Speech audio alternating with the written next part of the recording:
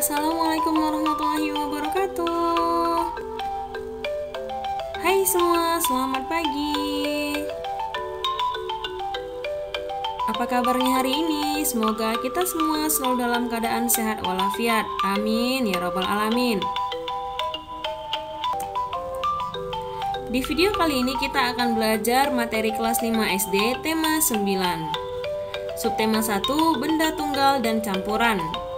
Materi muatan pelajaran ilmu pengetahuan alam yaitu tentang ciri-ciri zat tunggal dan campuran. Tentunya masih bersama saya Agus Heriana Sari Tambunan.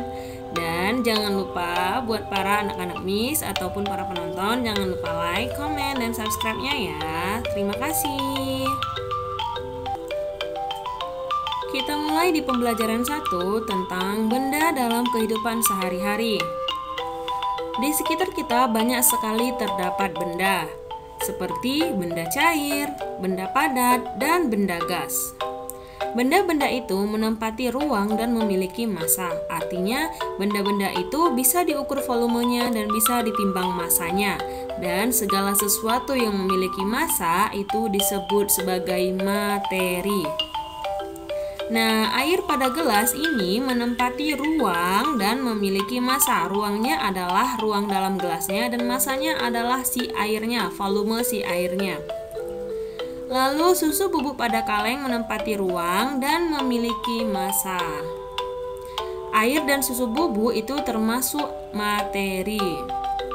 Contoh materi yang lainnya yaitu dalam kehidupan sehari-hari ada kecap, gula, susu kental manis, garam, kayu, dan lain sebagainya. Kita lanjut ke pembelajaran 2 tentang menjelaskan ciri-ciri zat tunggal dan campuran dalam kehidupan sehari-hari. Berdasarkan komposisi penyusunnya, materi dibedakan menjadi zat tunggal dan campuran. Yang pertama kita bahas zat tunggal. Zat tunggal adalah materi yang hanya tersusun atas satu jenis zat saja, satu jenis. Nah, benda-benda yang termasuk zat tunggal yaitu contohnya yang pertama emas. Lalu ada perak, ada gula, ada garam, dan ada kayu. Jadi mereka hanya tersusun oleh satu zat saja. Emas itu hanya emas, perak hanya perak, gula hanya gula, garam hanya garam, dan kayu juga hanya kayu. Tidak ada campuran zat lainnya. Nah, yang kedua yaitu campuran. Campuran adalah materi berupa kumpulan dari 2 zat atau lebih zat. Artinya ada 3 zat, 2 zat, 4 zat.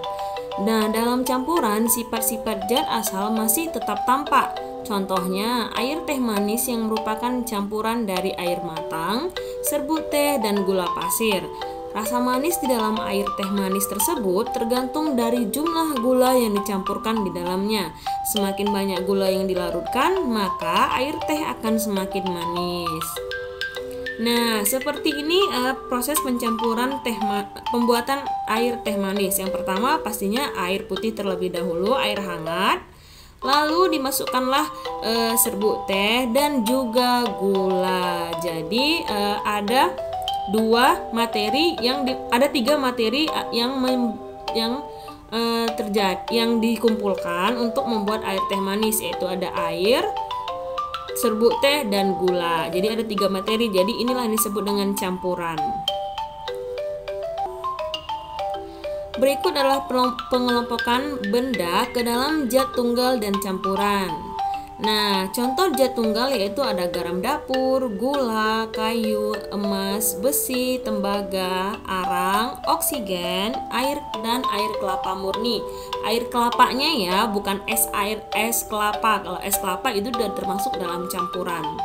Nah, sedangkan campuran itu ada air susu hangat, ada adonan bakwan, ada air garam, air teh manis, jus buah, dan larutan oralit.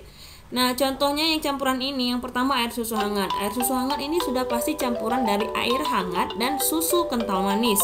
Nah, sudah ada 2 materi di dalam, 2 zat di dalamnya. Sedangkan adonan bakwan ada banyak sekali, ada tepung, air, sayur-sayuran, dan lain sebagainya. Air garam juga air, yaitu campuran antara air dan garam. Begitu seterusnya. Kita lanjut ke pembelajaran 5 tentang percampuran zat. Benda-benda yang telah dicampurkan ada yang tercampur sempurna dan ada pula yang tidak tercampur sempurna.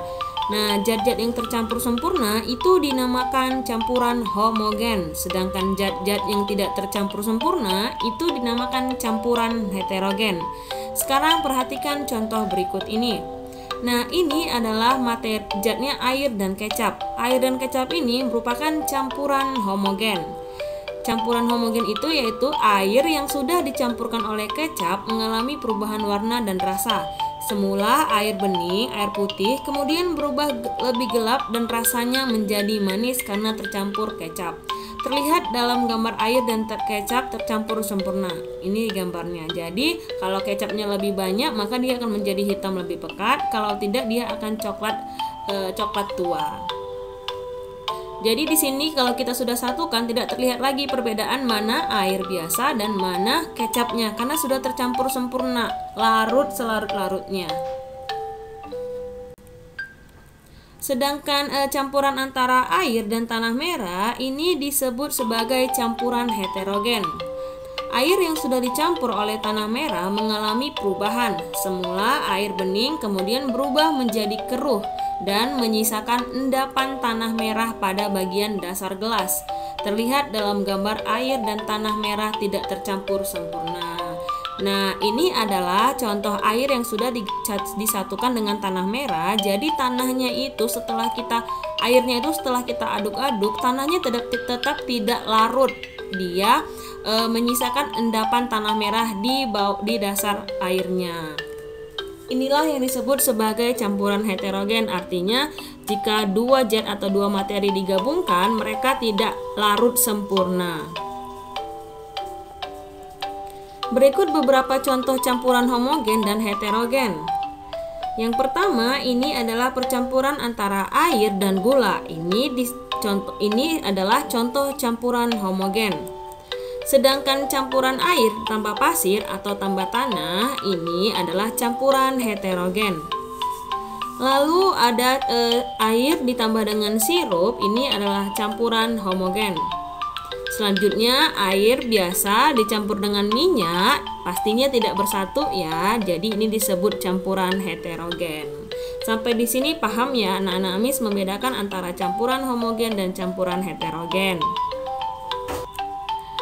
Oke, sekian pembelajaran kita hari ini. Semoga video Miss ini bermanfaat untuk kalian dan juga untuk Miss sendiri. Dan jika ada yang tidak paham, bisa langsung ke kolom komentar di Classroom ya. Miss akhiri, sekian dan terima kasih. Wassalamualaikum warahmatullahi wabarakatuh. Dan selamat pagi semua.